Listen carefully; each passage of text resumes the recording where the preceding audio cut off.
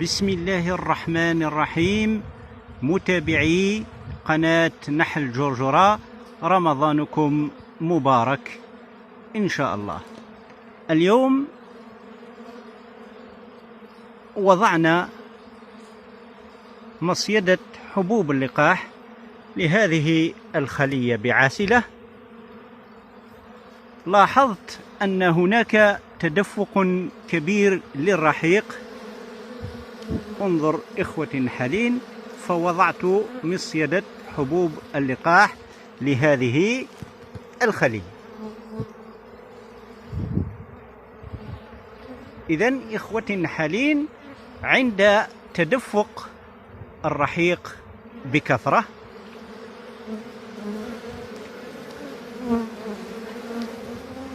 نقوم بوضع مصيدة حبوب اللقاح في هذا الوقت من أبريل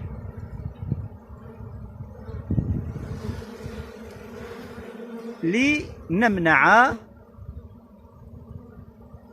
النحل من تخزين حبوب اللقاح بكثرة في صندوق التربية.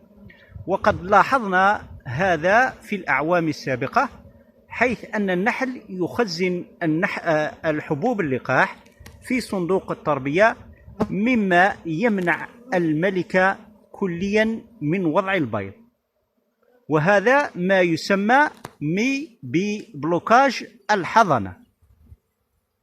النحل يخزن حبوب اللقاح في كل الإطارات في صندوق التربية، لأن في هذا الوقت حبوب اللقاح متوفرة بكثرة. إذن فيخزن حبوب اللقاح بكثرة في صندوق التربية، والملكة لن تجد أين تضع البيض، ومن ثم يكون انهيار الخلية بسرعة، لأن الملكة لا تجد أين تضع البيض وتصعد إلى العاسلة. ونفس الشيء عندما يملأ كل الإطارات في صندوق التربية، يصعد النحل ويخزن في العاسلة أيضا، فلن تجد الملكة أين تضع البيض، وأيضا لن يجد النحل أين يخزن العسل، وتراه يخزن فوق حبوب اللقاح، يخزن العسل الرحيق فوق حبوب اللقاح. إذن إخوتي النحالين، حذاري في هذا الوقت من هذا المشكل العويص جدا في تربية النحل، وقد رأينا هذا في الأعوام السابقة. إذن يجب وضع مصيدة حبوب اللقاح، طبعا تكون مفتوحة حتى يعتاد عليها النحل بضع ساعات فقط، أو ساعة أو ساعتين فقط، ومن ثم نغلقها لمنع دخول حبوب اللقاح إلى الخلية. انظر إخوتي النحالين ماذا يجلب النحل حبوب اللقاح بكميات كبيرة.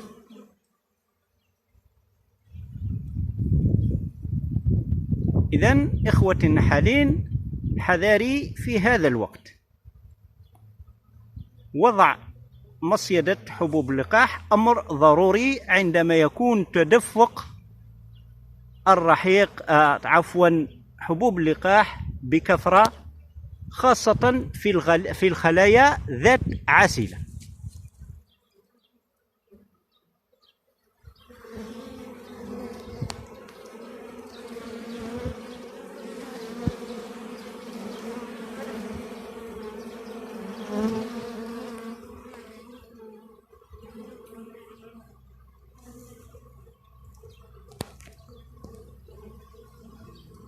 هذه المعلومة فقط أردت إخوتي النحالين أن أشير إليها في هذا الفيديو، وأتمنى أن تأخذوها بعين الاعتبار، لأننا قد وجدنا صعوبات في الماضي حين تكون كل الإطارات مملوءة بحبوب اللقاح والملكة لا تجد أين تضع البيض.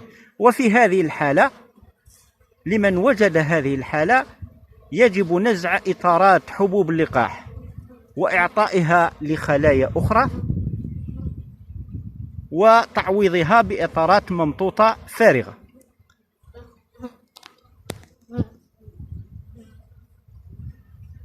إذن إخوتي النحالين أترككم في رعاية الله وحفظه، ورمضانكم مبارك، والسلام عليكم ورحمة الله تعالى وبركاته.